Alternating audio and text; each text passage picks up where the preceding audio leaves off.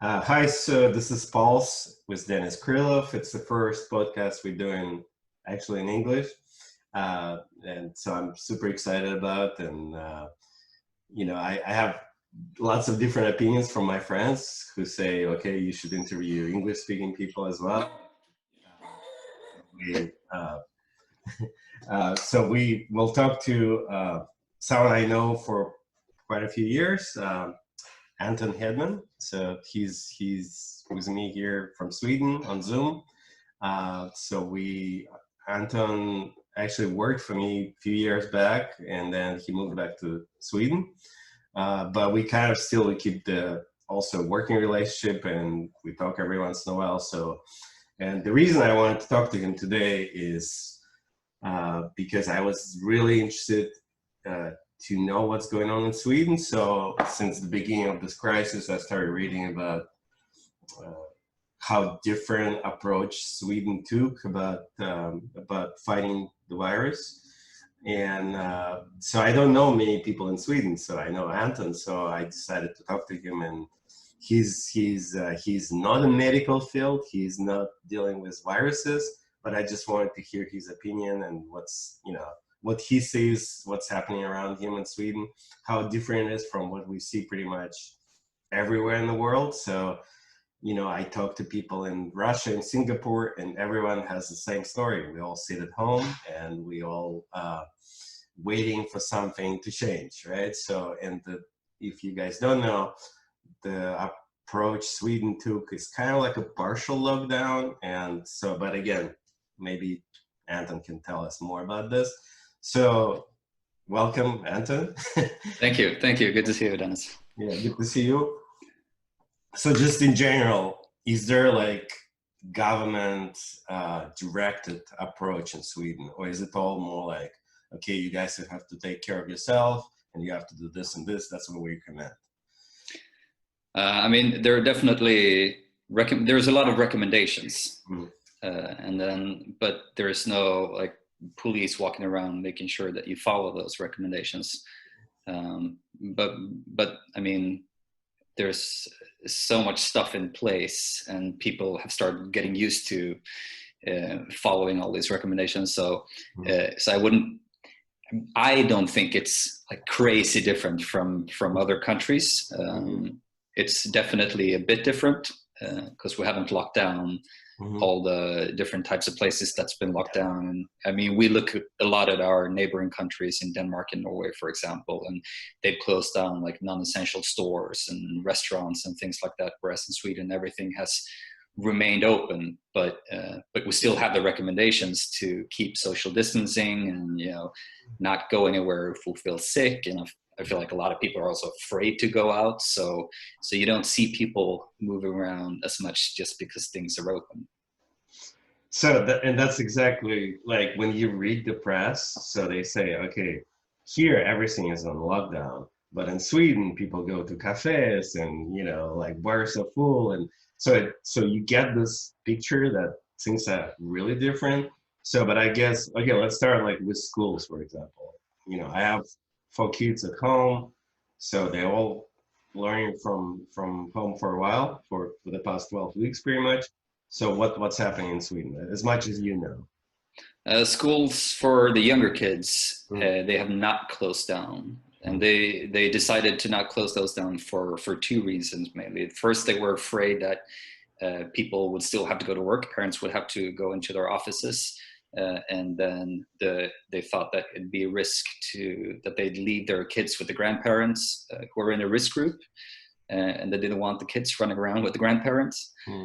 And the other reason was that they didn't have any data to suggest that kids were a big factor in spreading the virus around. So based on those two things, they chose not to close down schools for the younger kids. They did close down universities and I think like high schools. High schools and stuff like that. And the primary reason for that was so that because people travel further to go to universities, so they would have to make use of public transportation. And they wanted to reduce the number of people using public transportation so that people who really needs to use it it could do that without it being too many people on the trains and subways and stuff like that. So, health workers, nurses and doctors and things like that who are who need to use public transportation to get to work. Got it. So let's talk about, like, let's say your company. So do you go to the office, or did you go to the office in this past 2 months, or what's? No. The short answer is no. It's been closed down since mid-March, but it's not really closed down because you are allowed to go in there if it's necessary for you to do that in order to perform your duties. But I've been in like a couple times, 2 or 3 times since the lockdown, and every time I went in, there were like 10 people there, and it's an office of normally 100 to 120 people. So basically everyone is working from home, and we're like, they've told us if you can work from home, you should. And most of the people can, I guess, right? Like, most of the people can. I think some people work more in like the lab or with like packaging stuff, so they need materials and things. But all the others work from home pretty much. But again, it's more like based on recommendations, right? Than like it's your company doesn't have to be closed. It's more. It doesn't have to be decision. Yeah. And I have friends who work in different types of companies. I mean, I have a friend who works at a bank at their headquarters, and they have to work from the office because there are so many workers that their VPN servers can't handle. If like 4,000 workers would be working from home, it wouldn't work out. So it's a bit different. But I think most people in Stockholm, at least, if they work for companies where, if you can't work from home, I think most people are. So what about restaurants? Is it cafes, restaurants? Yeah, restaurants are open. There are some restrictions that they have to follow. They have to make sure that the guests are not sitting too close. And I know that a lot of footage have circled around in international media, people walking around in Stockholm, spending time in restaurants, and it looks crowded. And there are definitely times when it seems like it is like that. Most restaurants, it's not like that. And most of them focus on takeout. They still accept guests, but maybe with limited seating. I think a lot of people are also not so keen to go to restaurants at this point. I mean, I've been to restaurants a few times, but most of the time I do take out as well. You just don't want to risk it. Yeah, absolutely. Right. Yeah, and most people probably think like that. Yeah, I think here in the US, it's a big deal about like restaurants because there are so many, especially in a city like San Francisco. And for a lot of them, I mean, it's just the risk of going out of business for restaurants and bars. Yeah. For barbershops. So like a small business, I guess it looks like you have a haircut. I didn't have a haircut. So it's still possible, I guess, but do people wear masks? Let's say if you want to cut your hair. No, it's very limited with masks. It hasn't really had the same recommendation of wearing masks. There was a lot of talks about it in the beginning, and most of what we heard was that, it gives you like this false sense that you're safe from the virus, because most of the masks that, us regular people can buy will not be as effective, right? So I think there's no like general recommendation to wear masks. You see few people doing it, but wow, but very few, I'd say. So here in at least in San Francisco, pretty much you go outside, I would say 90% wearing masks, and you get like really dirty looks if you don't. Oh yeah. And it's weird because like I would go to the beach like at 6 a.m. and I would see someone walking their dog right like on the edge of water and wearing a mask. And there's no one around, and I'm like, look, you are actually on the beach like breathing the most amazing air ever. And then like I get the point that, when you're in crowded spaces, I kind of support it in a way. So I think it does reduce, like if everyone does it, like in a crowded, closed space, I Yeah. think it does reduce the risk of infection, especially if someone is sick, right? Yeah. Yeah. But like when you're on the beach, it's so weird. But it's interesting that like in Sweden, it's not even kind of like recommended. It's more like, yeah, if you want to do it, but not. It's more like the hardcore, antivirus people who wear masks. So I was driving the other day, and so I stopped on the red light, and I saw a woman next to me in the car. She was alone. She was wearing two masks. So she had one mask and then another mask, like both like medical mask on top of it. She had rubber gloves, and she was alone in the car. And the car was put. And I'm like, oh my God, like, I don't know, like maybe she was going from the hospital or anything like that, but it looked super strange. I think, it's also comes kind of a question of what are you doing to your immune system when you're doing that? Because you're not exposed to also, to bacteria you have to be exposed to. So again, I'm not a professional in this field, so we kind of listening here to the recommendations from CDC. So like talking about, someone who's running this system of, like recommendations in Sweden. So it's the guy named Anders Tegnell. Yeah. So, and I read a little bit about him. So what do you know about this guy? So I think he's a very interesting figure, and people talk about him. And I mean, in the beginning of February, I think most people hadn't even heard his name before. Yeah. And then all of a sudden, he's in TV, like he's in all media outlets every day. So he's the chief epidemiologist. Is that how I say it? Yeah. So it, like, for his career, this is his prime time. There's never been a situation like this, and this is what he's trained for his entire life.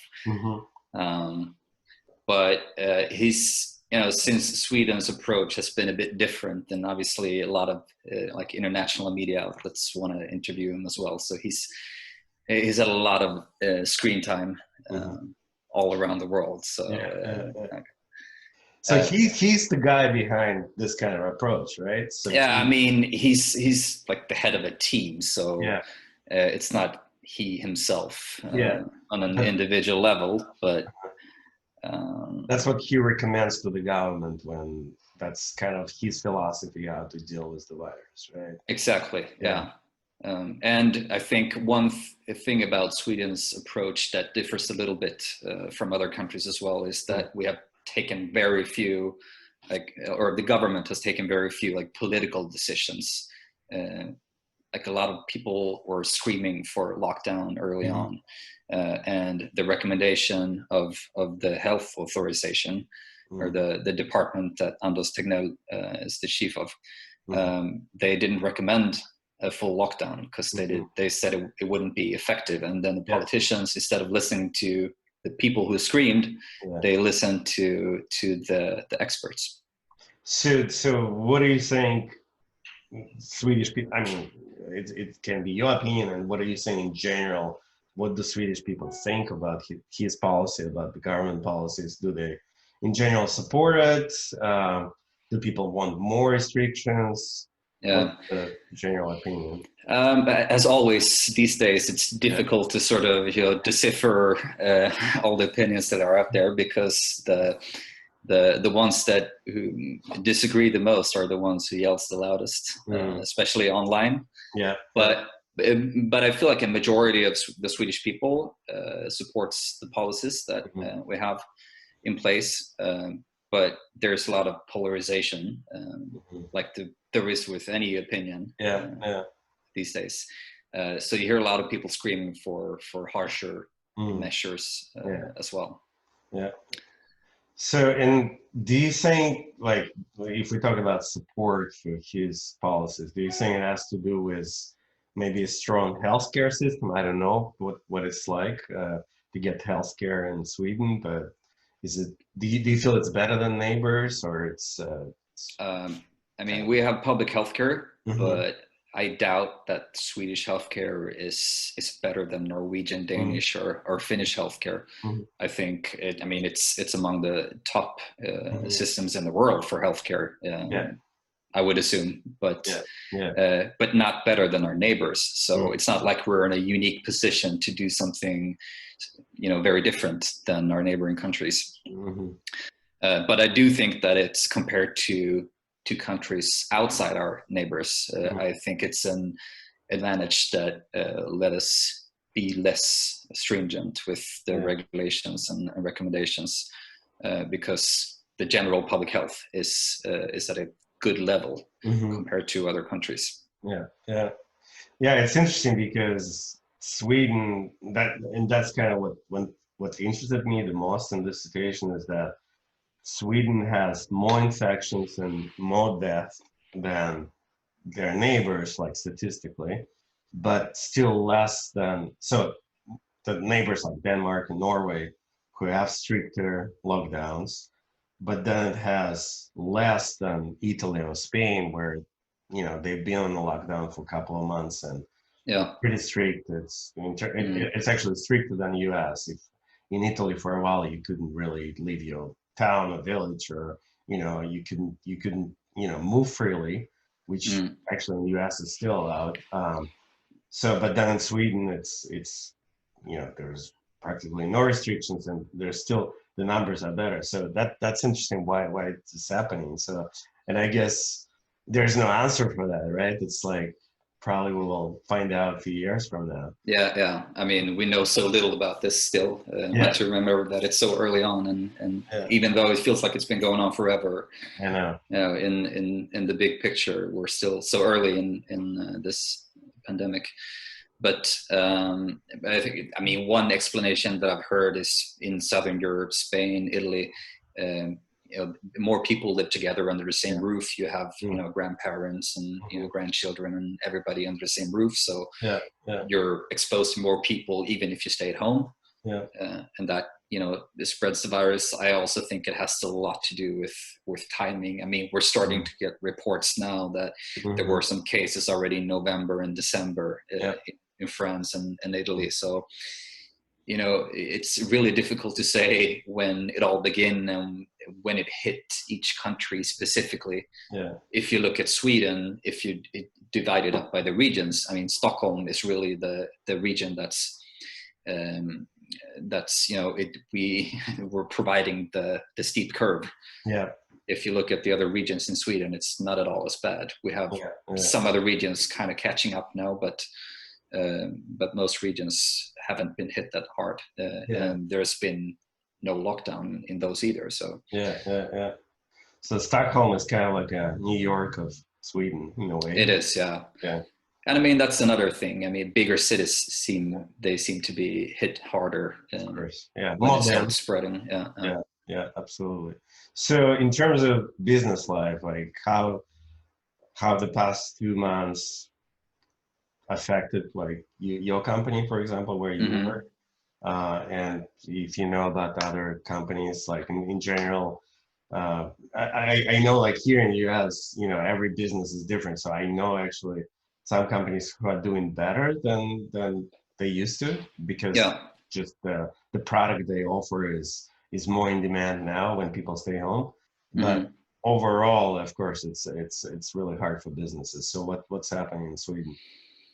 For our company specifically, we haven't really seen a downturn because we're in the pharmaceutical business as a supplier to pharmacies of branded over-the-counter drugs and goods. So people will still need their medicine. But for me personally, I thought it was a bit difficult in the beginning.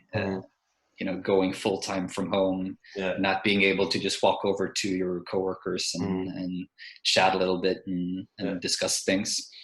But eventually you just got used to it, and now I think it works just fine. I wouldn't really replace. Once this whole thing is over, I still want an office to go to, because I kind of like having the break of scenery where you go someplace else, and it's easier to kind of divide the workday from personal time. I feel the same way. like you just want to change of where you work no matter what.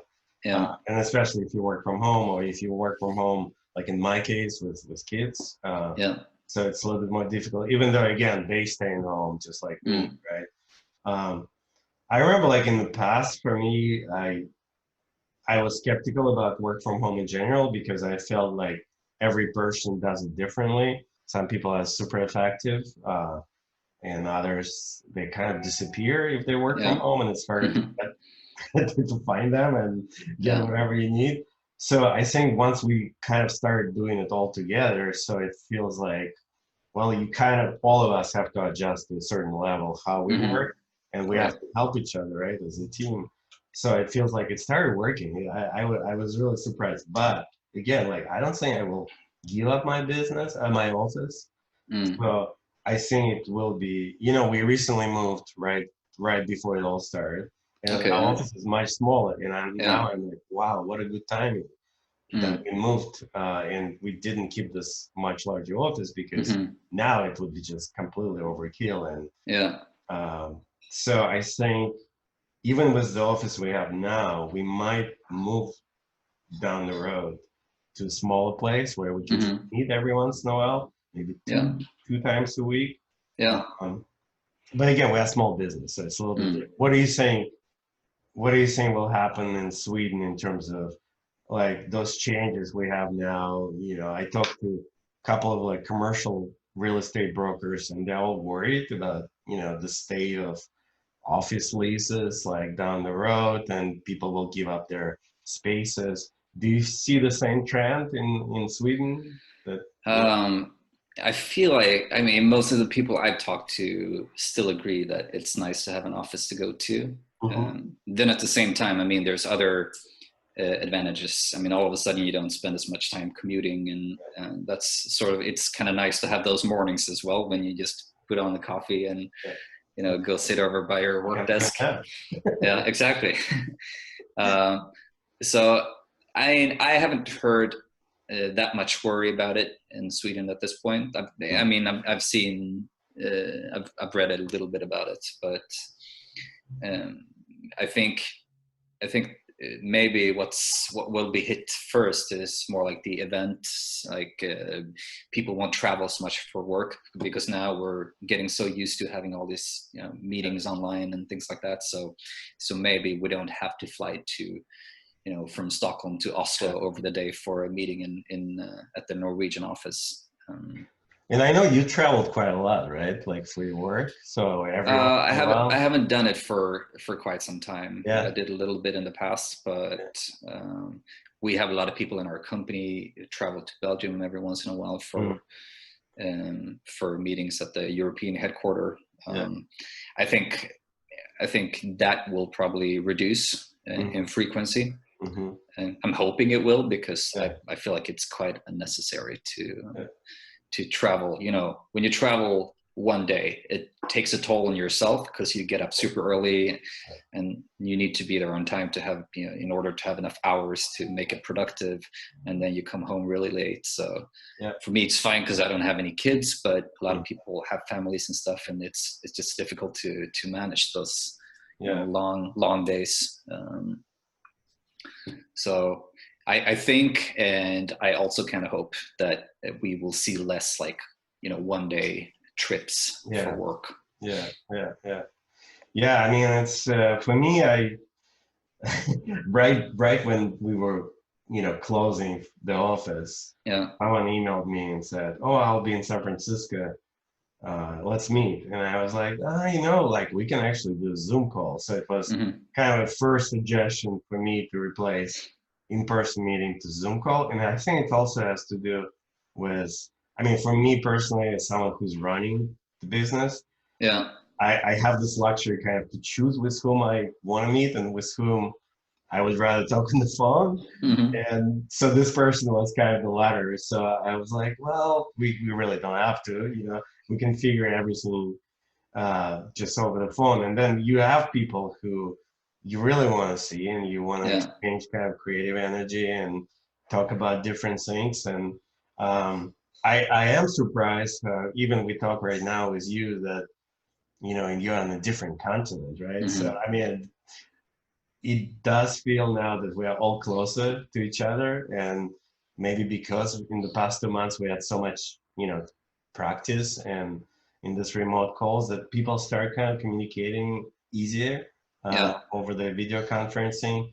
And before it was more like awkward, and people didn't Mm-hmm. have like long conversations. So, but yeah, I'm really interested to see what will happen, Mm. when the things start getting better. It just Yeah. Well, maybe this is what was necessary in order for yeah, us to, learn how to, now we can be more selective and do yeah, more digital meetings. But at the same time, as you were saying as well, I don't think that we should completely rule out the benefit of seeing someone in person, because yeah, it's difficult to connect with someone, especially if it's someone you're going to be working closely with, but you've never seen this person in real life. yeah, It's definitely easier to connect with people if yeah, you meet them in person. yeah, yeah. So besides this kind of remote work, what's your opinion? What do you think will change in general in our lives, or like what will change in Sweden or in your life? And uh, once it's all over or it's getting better, any new things we'll have to get used to? I mean, one thing that I thought of is that people are starting to talk about how we won't shake hands Yeah, anymore. So that's one thing. I find it a little bit hard to believe that we're actually going to stop doing that, but in the Western world. But we'll see.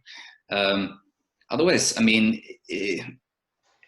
we'll kind of see how many businesses will actually go down during this crisis. Right now in Sweden, we have a limit of maximum 50 people who can meet up in like a public space, which means that like there can't be any concerts or sports games and things like that with audience. So we'll see what happens with all that. I think there is going to be like a new plethora of like digital entertainment to consume going forward. Well, there's already been a bunch of like online concerts and artists playing live, DJs playing live. So I think we're going to see a lot more of those kinds of entertainment. Although 15 people is not so bad, I have to say. Yeah. Here I think it's 5. Uh-huh. And I mean, even like 5 recently, I think. So in California, we have like 6 stages of recovery. And I think we're at stage 2 right now, where 5 people can meet in the same place. But that's like 5 people for anything. Yeah, right. It's like for anything. Yeah, because our restriction, it doesn't affect you as a private person. If you want to throw a party with 100 people, you can. You can. Okay. I mean, you shouldn't, but it's. I think it's something with the laws as well that the government can't really. They don't have the authority to restrict those kind of private get-togethers. So what I find interesting about Swedish story, and I think Sweden is often also compared to Japan because you guys kind of took a very similar approach. Is that, and that's what I wanted to ask you, like, do you feel that Swedish people, they trust government more than they do, let's say, in the US, where by default people don't trust government? Right. Yeah. I mean, by default in Sweden, people trust the government. So it's very different from the US. It's not in the sense that you'll see tons of people who disagree. And we have, like in the US, you have a 2-party system. In Sweden, there are currently, is there 8 parties in the government? So it's very different. So you'll have one party is obviously bigger, but you have to, go together with some of the other parties to get a majority vote and things like that. So you'll have a lot of people disagreeing with the leading party, and that's. But I think the general idea of having the government make these decisions for us or the recommendations, what we're supposed to do in a situation like this, is still there. And then, a lot of people will scream that they're complete idiots and they're doing things wrong. But they still think that it's the government's job to tell us what's right or wrong. Yeah, yeah, definitely. Yeah. Well, it's different here. I think here it depends on the city, on the region. So San Francisco is very much, in terms of culture, it's more monocultural. It's very liberal. There's not a lot of extremes in this city. But then you go to other places and people like almost, at war with each other, and they use Second Amendment right to have a gun to basically to go to their city hall and to kind of show it that I have a gun and I have my rights. And it's weird. I mean, it's a different culture, and I think that's what interesting means. That's what makes my interest in Sweden is how different approach people take in general, and how they trust each other and trust government. What do you think? Like Americans love conspiracy theories as well. Like you talk to people and everyone has a conspiracy theory how where this virus came from, and like there are tons of different. I don't want to even repeat it because everything is so ridiculous, right? So I always say, I think it's Mother Nature playing those games with us, and there's no real explanation for it. It's horrible, but it's been happening for centuries. But do Swedes kind of like go for it for conspiracy theories in general? Not in general. I mean, you can find people online who will say the craziest things, but I think in general we tend to stay away from the conspiracy theories. Awesome. Well, that I definitely support. So on the kind of like on the good note, do you think it's a good idea, for example, to travel to Sweden for vacation this summer? Because you talk to everyone and I wanted to go to Italy, my plans canceled, and so on and so on. So and then there are places like Sweden. So do you feel you could feel that you're on vacation, or it's still you won't get the full kind of picture of Sweden? I mean, most people in Sweden have gotten used to the idea that we're not going to do any international traveling. They did a poll pretty recently asking Swedes if they were planning on going abroad this summer, and it was like 2 or 3% that said yes, that they were planning on going abroad. 0% had actually booked a trip. So I feel like most people are planning to do their vacationing in Sweden.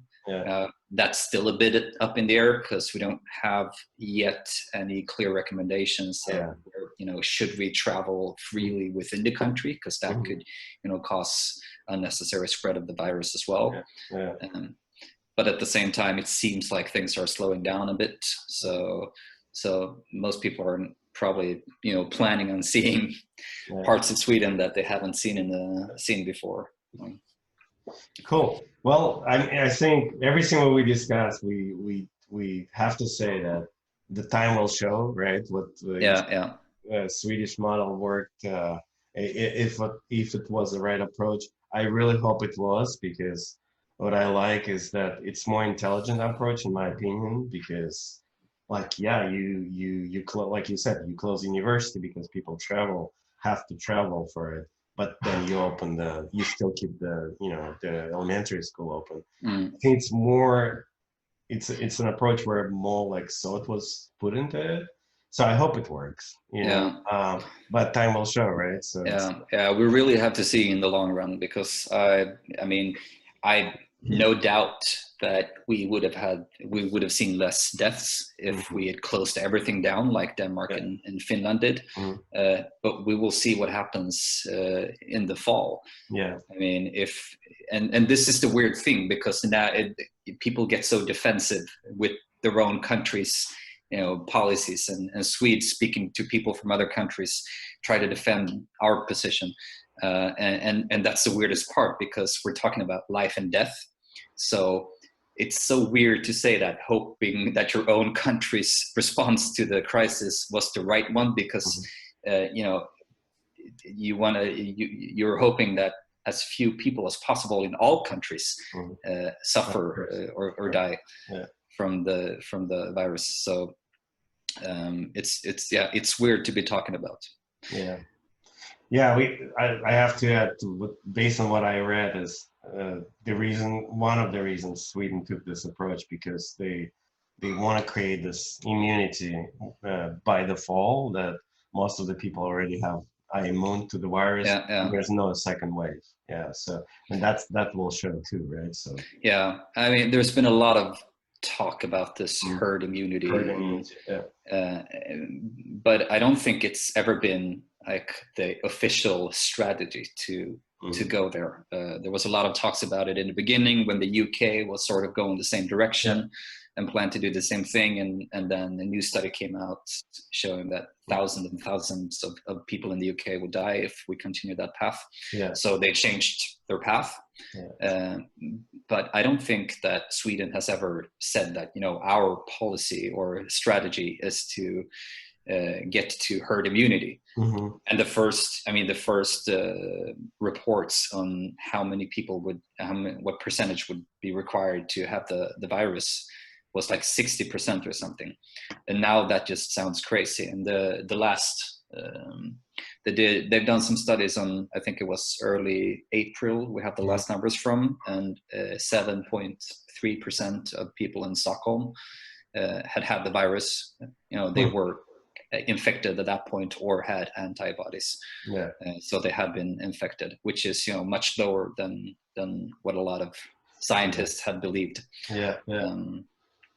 But they're doing new studies, and that, you know, that sample might have not been representative. So we'll see what the new numbers show. But are you planning to take antibody tests? Well, I mean, you can, if you want to pay for it, you can, but it's like $100. Okay. I'm pretty sure that I'm certain that I haven't had it, because a friend of mine had a test taken for, you know, at his work, at his office, and I've been hanging out a lot with this guy. So if he had it, then I would have had it too. But his test came back negative. Yeah. So, and I probably won't take a test at this point. Yeah. Maybe when it becomes more available.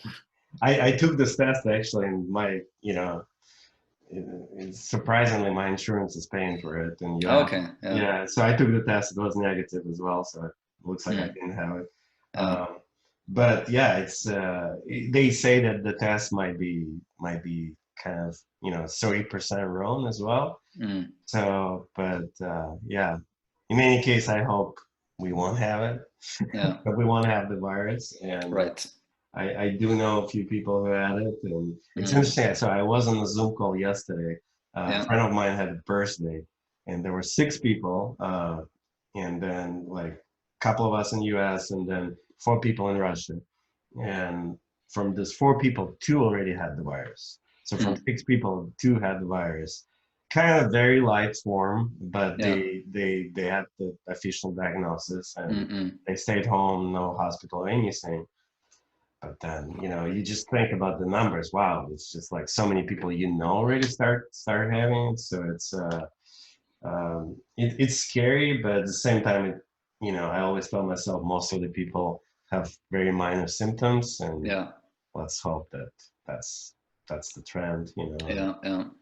And I have some friends in Stockholm who they're certain that they've had it. They haven't been tested because we haven't been able. That's one of the things that Sweden has sort of failed to do so far. We have the capacity of doing 100,000 tests per week, they say, but we're not even close to hitting those numbers. So at this point, something with like the testing and how that whole system works, it's not really functioning well. But I have friends who had symptoms where they like lost their sense of smell and tasting. Like it'd be weird, and they've had flu-like symptoms for several weeks. So it'd be weird if that was something else than coronavirus. Yeah, it would be. And my dad probably had it, but he was never tested either. He came back from Spain from a golf trip early on when it just started to spread. And he was knocked out with a fever for like 8 days or something. And then he finally went to the hospital, but they just sent him home and, you know, said to come back if you have issues breathing. And then eventually he got better. So he got better, well, good. Um, and one friend's dad, who he's a bit older, 75, 80, somewhere around there. He was one of the first IVU patients in Sweden, and he actually survived after like 3 weeks being dozed off. So he's been in like all the, in the morning news and everything. They've interviewed him because it's kind of a big deal. He's sort of the first one to make it out of the IVU. Yeah, they say like there's only 20% chance to survive. It's already on this, and unfortunately, my ex-wife dad is on IVU for the past 7 weeks in France. So grandfather of my kids, and so they tried to remove it a few times and couldn't breathe on his own, so they put it back. But the good news, they're still hopeful that he will make the recovery. So I mean, we can only hope. But it's been 7 weeks. It's a very long time. So that's smart. Yeah.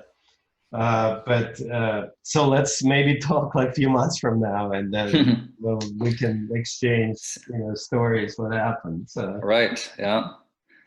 And as horrible as the situation is, it's also sort of fascinating to see what's going to happen, and a lot of changes, I think, and hopefully, like in any crisis, some good changes are coming too. And it's actually very nice to drive in San Francisco these days, because there is traffic, but it feels like maybe how it was in the 60s or 70s. So there's still flow, and you can get anywhere pretty quick. And, so I just hope that maybe with all those changes, more people will work from home and will commute less. And I just hope, that more businesses will survive, especially small businesses, that people won't get, won't have financial ruin, after this. And that's what I like about Swedish approach. So I hope it works, and it will help more businesses to survive and more people just to stay sane in those strange times. So well, Anton, thanks so much for this conversation. So thank you. I really wish you to, as they say now, stay safe, and